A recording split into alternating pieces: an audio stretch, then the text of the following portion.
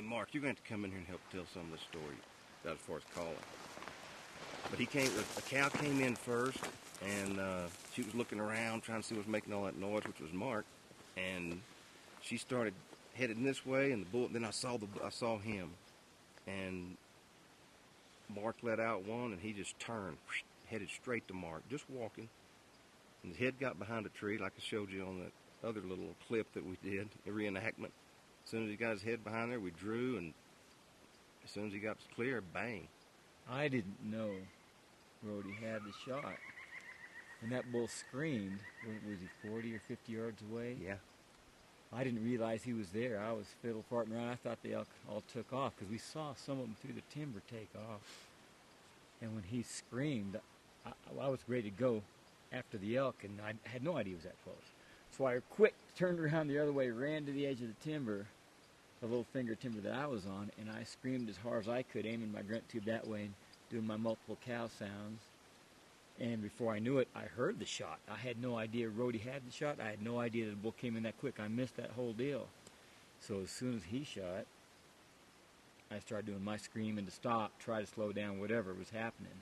And then I ran to the edge of the trees, and I'm bugling, cow calling, trying to make some kind of elk commotion. And there he was, just kind of walking off. I had no idea. So I'm thinking, I saw the shot. I see this elk there. I'm thinking I'm seeing antlers through the trees. And I'm looking at Rody to see what happened. I couldn't see Rody. Then I see Rody. I saw you with your binoculars. So I knew. I was watching. Something happened because you wouldn't be holding your binoculars if that elk was standing there for a second shot. So I pulled the camera out, tried to get in on the elk. By the time I found him, I see him stop. Bugle right now. Yeah. And he hit the ground, and that was it. Walked over to Rody, and we hugged him. Pretty cool. Waited. Pretty cool. Fantastic. Fantastic hunt. We first hunted together, 95, something like that, I guess. Like that, yeah. 95 maybe. And then he moved off from Colorado up here to Wyoming and got settled in and been after me. Put in for draw last year, didn't get drawn. And then this year we got lucky and drawn. And I called Mark and said, hey, you got a spot. You know, can you sneak me out with you? If you want to hunt early, it's That's tough, right. but my favorite time because very few hunters in the woods. And so the competition is slim to none. Elk aren't quite as active, but as we've proven, we can find them and put together a pretty good hunt. Yep.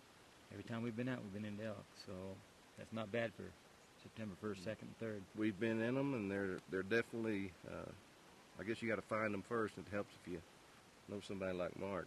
If you got a good guide and a good broadhead. Broadhead was key on this hunt, and I'm glad to see Rody shooting the best that I think was out there. Yeah, Mark turned me on to him and recommended that we invest in the Messiah broadhead, and whatever he says is golden as far as I'm concerned, and a lot of other guys as well. And it just comes from his experience. And I sent off immediately for him and ripped my finger open. Now you're a star on AlaskaBowhunting.com. That's right. Rody Walker Bonehead, a.k.a. Bonehead. So I field tested them on human flesh, and it did its job. Like I said, we shot him at 8. We found the arrow, clean pass through, 38 yards past the bull. We found that broadhead. Remarkable. As a matter of fact, this is it, intact and still sharp. Still razor sharp. It's an amazing broadhead. I hadn't gone with the grizzly sticks yet. Just because my bow was tuned for this era and short amount of time for the hunt. Exactly. Did get the broadheads in, got to shoot them. They flew great.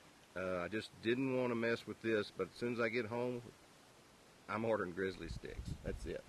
It could only get better. And Mark is actually he shoots grizzly sticks, and they're an amazing arrow.